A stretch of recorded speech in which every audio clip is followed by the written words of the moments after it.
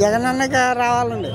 మళ్ళీ నెక్స్ట్ వచ్చే ఎలక్షన్లో ముఖ్యమంత్రి ఆయన ఎందుకు రావాలనుకుంటున్నారు? చంద్రబాబు నాయుడు వద్దా ఈసారి? అంటండి ఇప్పుడు చేసిన పనుల గురించి సంక్షేమ పథకాలు అన్నీ అందుతున్నాయా? వాలంటీర్లు కానీ రేషన్ కానీ అన్నీ వస్తున్నాయా? పింఛన్ సౌకర్యాలు ఇవన్నీ వస్తున్నాయా? వస్తున్నాయండి. అన్నీ బాగానే జరుగుతున్నాయా?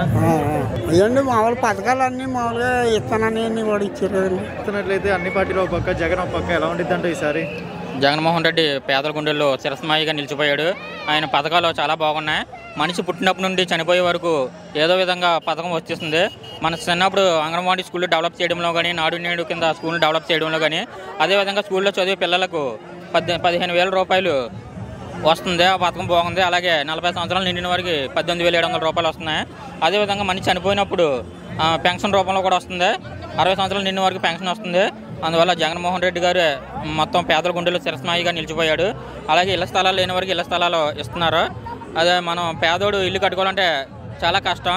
అదేవిధంగా సెంటున్నర పొలం ఇస్తున్నారు. అది 3 లక్షలు విలువ చేసే స్థలాన్ని ఇచ్చి ఇల్లు కట్టిస్తున్నారు. అందువల్ల పేదలందరూ జగన్మోహన్ రెడ్డి వైపు ఉంటారని నేను ఆశిస్తున్నాను. ఇప్పుడు చూస్తున్నట్లయితే సొంత చెల్లెలు వేరే పార్టీ నుంచి వస్తుంది. జగన్ ఒంటరిగా ఉన్నాడు, గెలుస్తాడు? గెలుస్తాడండి. జనం ఎంతమంది ఉన్నా సరే పందులు గుంపులుగా వస్తాయి, సమ్మన్ సింగిల్గానే వస్తుంది. అందువల్ల జగన్మోహన్ రెడ్డి సీఎం అవుతారని పేదలు కూడా ఎక్కడ మీటింగ్ పెట్టినా సరే జనం తండోపతండాలుగా వస్తున్నారు. ఆయన అభివృద్ధి చూసి సుమారు మన రాష్ట్రంలో సుమారు 90% మంది ఏదో ఒక పథకం రూపంలో ప్రయోజనం పొందారు. అందువల్ల వచ్చే సంవత్సరం మన జగన్మోహన్ రెడ్డిని ముఖ్యమంత్రి చేస్తారని ప్రజలు కోరుకుంటున్నారు. జగన్ పరిపాలన నెక్స్ట్ వచ్చేది కూడా జగనే. ఎందుకంటావా, ఆయన పెట్టిన సంక్షేమ పథకాలు 99% అందరికి అందినాయి. డ్వాక్రా, ఆసరా, చేయూత, ఆటో వాళ్ళకి, ఏది సేవింగ్ చేసే వాళ్ళకి, ఎవరికి పూజారులకి, పాస్టర్లకి అనేక రకమైన సంక్షేమ పథకాలు ఇచ్చాడు. డ్వాక్రా వాళ్ళకి ఇచ్చాడు. ఇంకేం కావాలి పేదవాడికి? ఇంటి దగ్గరికే రేషన్, ఇంటి దగ్గరికే పెన్షన్. అవునా కాదా? అందుకనే ఆయన మాట అంటే మాట తప్పడం, మనం తిప్పడు. ఏమంటున్నాడు? మీ ఇంట్లో మంచి జరిగితేనే నాకు కోటేయండి, లేకపోతే అన్నాడు. చంద్రబాబు నాయుడు ఆ మాట అన్నాడా? అనుకోకుండా మోసపూర్తిగా 40 సంవత్సరాలు సీనియారిటీ ఉందంటాడు. 14 సంవత్సరాలు చేశాడు. నేను ఇచ్చేతానంటే ప్రజలు నమ్మోడా? ప్రజలను పిచ్చోడా? అందరూ కూడా ఎడ్యుకేట్లే, చదువుకున్నారు. ఇప్పుడు ఆ TV5 ఈనాడులో పేపర్లో ఓదగొట్టినా జనాలు ఆడికి ఓటేయరు. ఆడికి కానీ పవన్ కళ్యాణ్ కానీ ఆడి తోడు దొంగ పవన్ కళ్యాణ్ 2 సార్లు ఉంచున్నాడు. 2 సార్లు ఓడిపోయాడు. ఇప్పుడు ఎటుకి వెళ్తాడు మళ్ళీ? అందుకని పవన్ కళ్యాణ్కి నేను చెప్తున్నా, తోక ముడిసి పార్టీని అటు పెట్టేసి తాకట్టు పెట్టుకోకుండా వెళ్ళిపోయి ఇంట్లో కూర్చుంటే రైటు.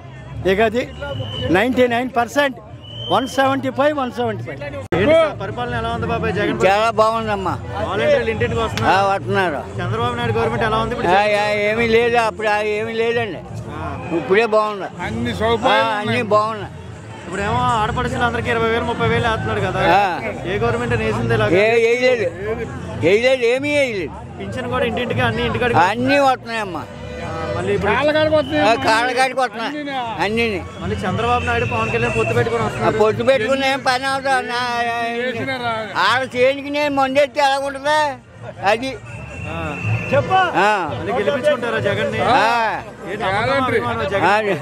ఏమండి, జగన్ అంటే నమ్మకమా అభిమానం? నమ్మకం అభిమానం కూడా రెండును. ఈ పథకాల వల్ల సమరబోతులు అవుతున్నారు. ఏమవుతారండి? అది మరి ఎంతమంది జనాలు వచ్చారండి బాబాయ్? ఎందుకు బాబాయ్ మీటింగ్? అంతే కదండి. ఒక మనిషిని ఓడిస్తాక 10 మంది ధర్మరాజులు కావాలా? మళ్ళీ జగన్ వస్తారు. జగన్ గవర్నమెంట్ కొద్దిగా చాలా ఇబ్బందికరంగా ఉందని టీడీపీ వాళ్ళు అంటున్నారు. అలాగే చెప్పుకుంటారు, వాళ్ళు అలాగే అనుకుంటారు.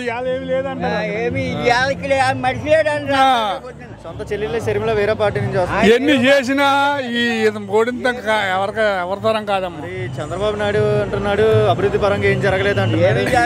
ఏం జరగకపోతే ఇవన్నీ ఏంటి? అన్ని జరిగినాయి. ఎగసాయం బాగుంది, అన్ని బాగున్నాయి. పోగడి ఓడించాలని చూస్తున్నారు అన్ని పార్టీలు కూడి. ప్రజలు ఓడిస్తారు కదా. ఎంతమంది ప్రజలు వచ్చారు? ఎందుకు బాబాయ్? మంచిదనం గురించి, ఆయన చేసిన పనులకే. ఏ గవర్నమెంట్ అయినా ఇలా వచ్చారా? ఎప్పుడు ఇంకా వస్తారా వైఎస్ఆర్ వచ్చారు అప్పుడు మీటింగ్ ఇచ్చి వాళ్ళ నాన్న మీటింగ్కి వచ్చారు. ఇప్పుడు ఈ మీటింగ్కి వచ్చేసి మళ్ళీ గెలుస్తాడంటావు జగన్ అయితే? కంపల్సరీగా వస్తాడమ్మా. కంపల్సరీ సీఎం మళ్ళీ అవుతాడు. అన్ని పార్టీలు ఒక పక్క, జగన్ ఒక పక్క, ఎలా ఉంటుంది అంటే ఈసారి? కంపల్సరీగా వచ్చేద్ది. 100% వచ్చేద్ది. అలా 80-90% వచ్చేద్ది.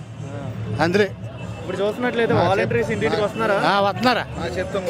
ఇప్పుడు చూస్తున్నట్లయితే బాబాయ్, గతంలో చూస్తున్నట్లయితే ఏ గవర్నమెంట్ అని ఇన్ని సదుపాయాలు కానీ ఇన్ని శిక్షణలు కానీ ఏ గవర్నమెంట్ చేయలేదు ఇప్పుడు దాకా. ఇదే చేసింది. అంత బాగానే జరుగుతుంది కదా? బాగా మరి ఇప్పుడు రేషన్ కానీ అన్ని అన్ని ఇంటికి వస్తున్నాయి. చెప్పినట్టుగానే చెప్పినట్టు వస్తున్నాయి బాబా. గెలిపించుకుంటారా? అంత బాగానే జరుగుతుంది కదా? డెవలప్మెంట్ జరుగుతుందా? కంపల్సరీగా మేము గెలిపించుకుంటాం.